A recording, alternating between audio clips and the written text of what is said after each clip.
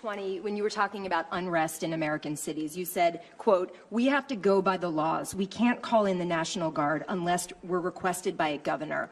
What changed now? Why is this situation different to not consult with Governor Newsom about this? Well, the biggest change from that statement is we have an incompetent governor. So I talked about governors, but I didn't talk about he's an incompetent governor. Look at the job he's doing in California. He's destroying one of our great states. And if I didn't get involved, if we didn't bring the Guard in, and we would bring more in if we needed it, because we have to make sure there's going to be law and order. You had a disaster happening.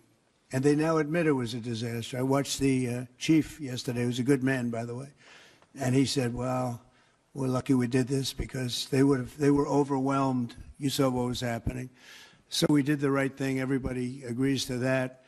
But you have a governor who let the city burn down, didn't want water to be sent down to him. I sent billions of gallons of water. I wanted to do it in the first term. He wouldn't do it over, I don't know, they have environmental reasons, but there were no environmental reasons. I think it's just a political philosophy.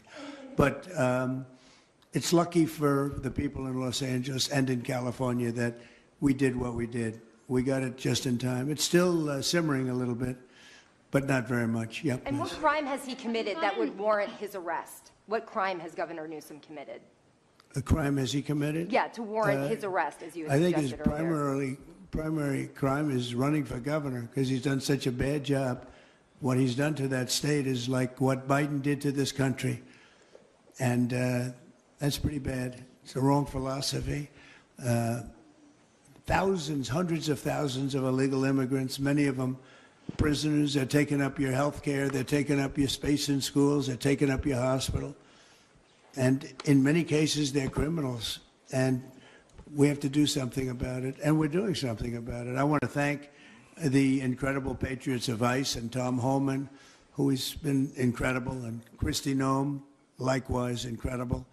The job they're doing, and it's like an unforced error. There was no reason for this. 21 million people were allowed into our country, and many of those people were criminals, and it's a shame. It's a shame, but we're getting them out, and I will say, I think it's a 95-5 issue, just like so many other issues, 95-5. And the Democrats lost an election in a landslide because they're on the wrong side of the issues. I mean, it's not even conceivable that somebody would do the kind of things that he did. And then, you talk about projects. They want to build a train going from San Francisco to L.A., and it's costing hundreds of billions of dollars more than they thought it was going to cost. It's not even believable. To Brad and to people sitting here, would you believe that a train, it was going to cost X dollars and it might be 100 times X? Would have paid for this for about 50 million American children. You're right. 50 million American children instead of a 3-mile train track that never got built. We could have put Lincoln in charge with no experience. He would have done a good job. I guarantee you that. All right.